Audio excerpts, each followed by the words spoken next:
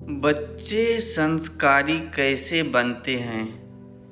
कहते हैं बच्चे के संस्कार उसके खुद के जीवन की ही नहीं बल्कि पूरे समाज की दिशा और दशा तय करते हैं। बच्चों में ज़्यादातर संस्कार उनके माँ बाप से आते हैं और संस्कारों को विकसित करने में उनकी बहुत बड़ी भूमिका होती है।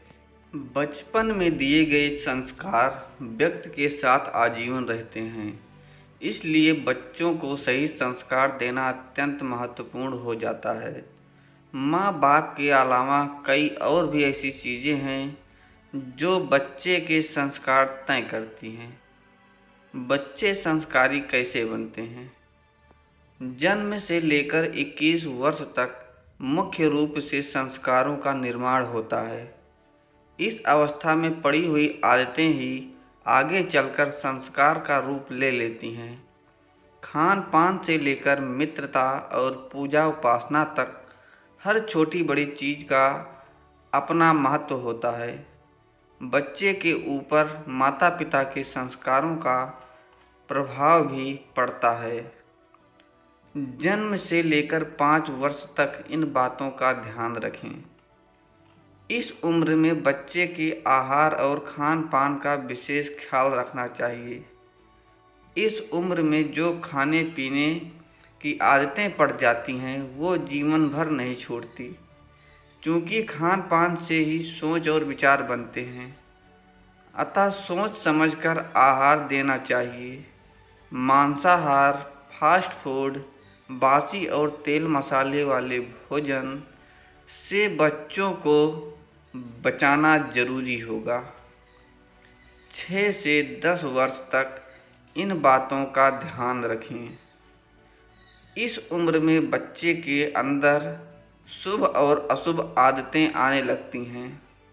बच्चे को धर्म, ईश्वर और व्यवहार के बारे में ज्ञान होने लगता है। इस समय घर का माहौल शुद्ध और सात्विक रखें। घर के लोग अपने व्यवहार और आचरण को दुरुस्त रखें।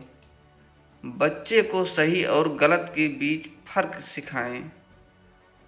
11 से 16 वर्ष तक इन बातों का ध्यान रखें। इसी उम्र में बच्चा शिक्षा और ज्ञान के बारे में सजग होता है। बच्चे को विषय, करियर और सफलता की चिंता होने लगती है। इस समय बच्चे को मंत्रों और आसन आदि के बारे में बताना चाहिए, ताकि बच्चा शिक्षा में एकाग्र हो और उसका शारीरिक और मानसिक विकास ठीक तरीके से हो। बच्चे पर अपनी रुचि ना थोपें, उसकी इच्छानुसार विषय लेने दें। 17 वर्ष से 21 वर्ष तक इन बातों का ध्यान रखें। यह उम्र बच्चों के अंदर बड़े रासायनिक परिवर्तन की होती है। सारे संस्कार और अच्छी बुरी आदतें इस उम्र में दिखाई देने लगती हैं।